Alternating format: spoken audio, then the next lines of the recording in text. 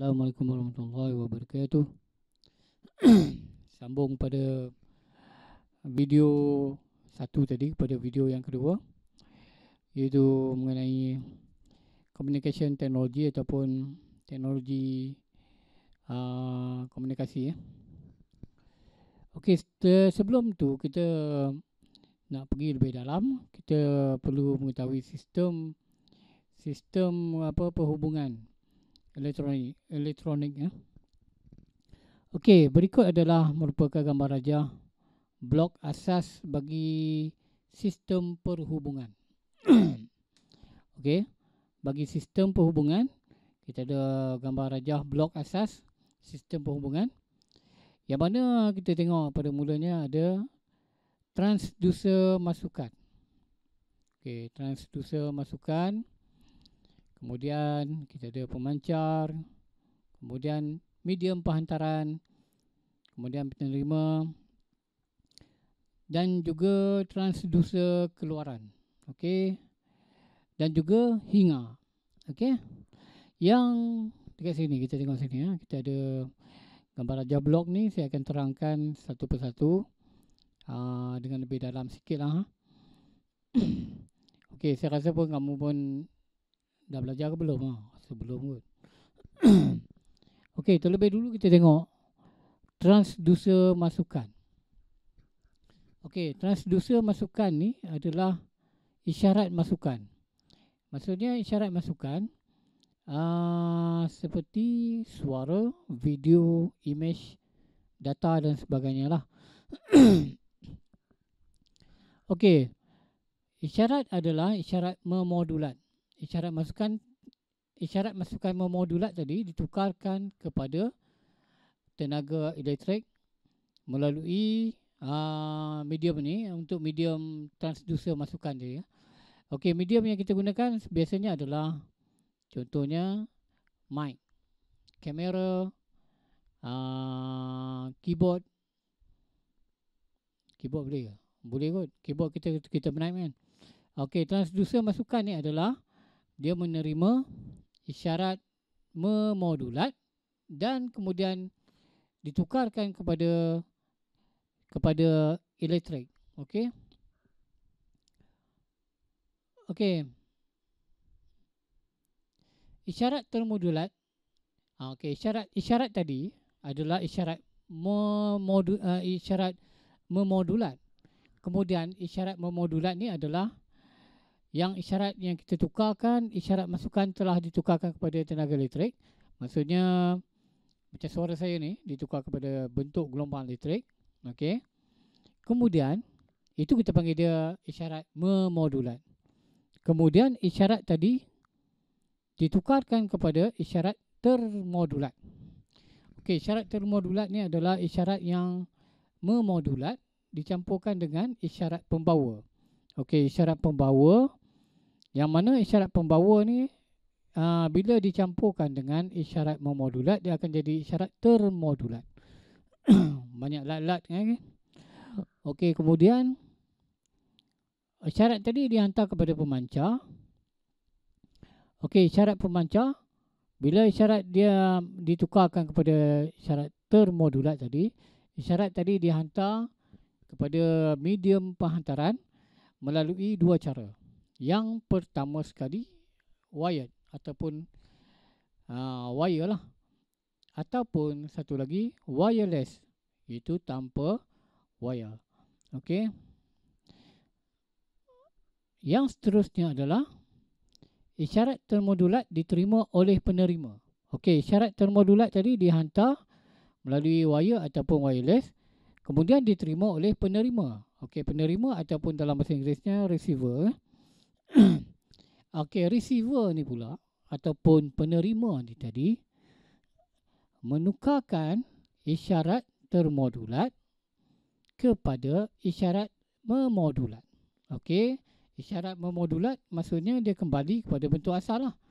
Isyarat tadi, isyarat suara saya tadi ditukarkan kepada bentuk asal. Kemudian bagaimana kita nak dengar pula adalah dengan transducer keluaran. Contohnya seperti speaker. Speaker tadi menukarkan isyarat elektrik kepada isyarat bunyi yang kita boleh dengar melalui telinga kita sendiri. Okey. Okey, yang seterusnya adalah saya akan terangkan mengenai fungsi pada setiap elemen pada gambar rajah blok ini. Maknanya saya ulang balik yang tadi. Okey, saya ulang balik pada yang tadi. Yang pertama sekali adalah transducer masukan. Saya dah cakap tadi. Transducer masukan adalah menukarkan isyarat masukan ke dalam bentuk elektrik. Contohnya, peralatan yang kita gunakan ini. Mic. Kita gunakan mic. Kita gunakan mic kan. Mic ni tadi, ini suara ni. Suara ni adalah disebarkan melalui angin, bunyi, getaran dan sebagainya. Ditukarkan dalam bentuk diaphragm dalam ni. Dalam ni kita ada mic, diaphragm mic. Kemudian isyarat tadi bergetar dan terhasilnya elektromagnet. Terhasilnya elektromagnet dan elektromagnet tadi bertukar menjadi tenaga elektrik. Kemudian pemancar. Apa benda pemancar tu tadi? Iaitu melakukan proses pemodulatan di mana ia menukarkan isyarat memodulat. Isyarat tadi memodulat ni maksudnya isyarat suara yang dielektrikkan supaya menjadi isyarat termodulat. Banyak lat-lat. Dan seterusnya akan memancarkan isyarat tersebut. Okey. Bagaimana dia nak memancarkan isyarat tersebut? Melalui medium penghantaran. Medium penghantaran. Okey, medium penghantaran ni adalah yang menghubungkan antara pemancar dengan penerima. Okey, pemancar dan penerima. Pemancar dan penerima ni adalah pemancar. Okey, contohnya pemancar yang kita gunakan yang yang menara-menara pemancar tu kan. Itulah pemancar. Yang penerima ni pula macam mana? Okey, penerima ni adalah contoh yang terbaik boleh senang sekali adalah radio ataupun televisyen. Okey. Okey, jadi medium penghantaran ni terbagi kepada dua, iaitu melalui wire dan wireless. Kemudian yang seterusnya adalah penerima. Okey, penerima ni adalah dia menerima isyarat termodulat tadi melalui antena ataupun medium ataupun alat lain antena ke apa kan. Okey. Kemudian seterusnya menukarkan isyarat tersebut, isyarat termodulat tadi kepada memodulat balik. Maknanya dia tukarkan balik dengan menggunakan proses nyah modulat ataupun demodulator dan sebagainya lah. Okey. Maknanya daripada isyarat termodulat dia jadi memodulat. Okey.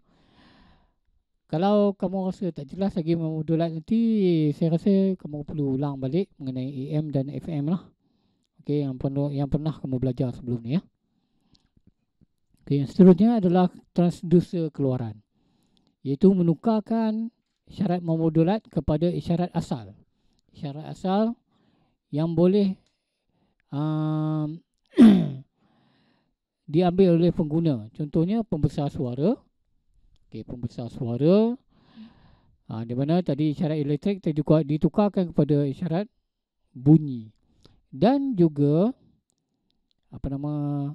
mungkin juga kamu boleh gunakan monitor speaker. Monitor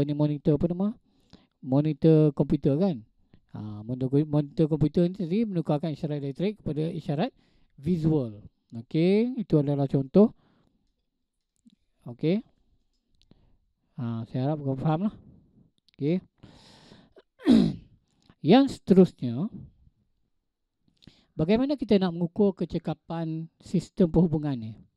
Okey, kita boleh mengukur tahap efisiensinya sistem perhubungan melalui beberapa cara. Yang pertama sekali adalah berapa hampirkah isyarat yang diterima dengan isyarat masukan yang dihantar. Maknanya kalau kita hantar suara saya yang saya dengar, yang kamu dengar sekarang ni, dekat sana pun kamu akan dengar benda yang sama. Okey. Begitu juga gambar. Apa pandangan yang kita lihat melalui kamera, dia akan keluar melalui televisyen dengan visual yang sama. Okey.